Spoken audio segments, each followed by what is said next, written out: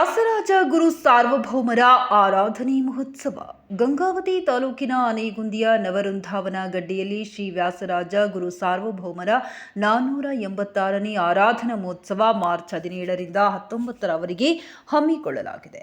ಸೋಸಲೆ ಶ್ರೀ ವ್ಯಾಸರಾಜ ಮಠದಿಂದ ಹಮ್ಮಿಕೊಂಡಿದ್ದು March 17ರಂದು ಪೂರ್ವಾರಾಧನೆ, March 18ರಂದು ಮಧ್ಯಾರಾಧನೆ, March 19ರಂದು ಉತ್ತರಾಧನೆ ಜರುಗಲಿದೆ. ಶ್ರೀಮಠದ ಪೀಠಾಧಿಪತಿ ಶ್ರೀ ವಿದ್ಯಾಶ್ರೀಷ ತೀರ್ಥರ ಸಾನ್ನಿಧ್ಯದಲ್ಲಿ ಜರುಗಲಿದ್ದು 3 ದಿನ ವೃಂದಾವನಕ್ಕೆ ಪಂಚಾಮೃತಾಭಿಷೇಕ, ವಿದ್ವಾಂಸರಿಂದ ಪ್ರವಚನ, ವಿದ್ವದ್ ಗೋಷ್ಠಿ, ಋಕ್ಸಹಿತ ಯಾಗ, ಶ್ರೀ ಕೃಷ್ಣ ಷಡಾಕ್ಷರ ಮಂತ್ರ ಹೋಮ, ಮನ್ಯು ಸೂಕ್ತ ಪುರಶ್ಚರಣ ಹೋಮ, ಪೂರ್ಣಾಹುತಿ ಪಾರಾಯಣ, ದಾಸವಾಣಿ, ಮಹಾನೈವೇದ್ಯ, ಫಲಮಂತ್ರಾಕ್ಷತೆ ವಿತರಣೆ ಮತ್ತು ಅನ್ನಸಂತರ್ಪಣೆ ಹಮ್ಮಿಕೊಳ್ಳಲಾಗಿದೆ.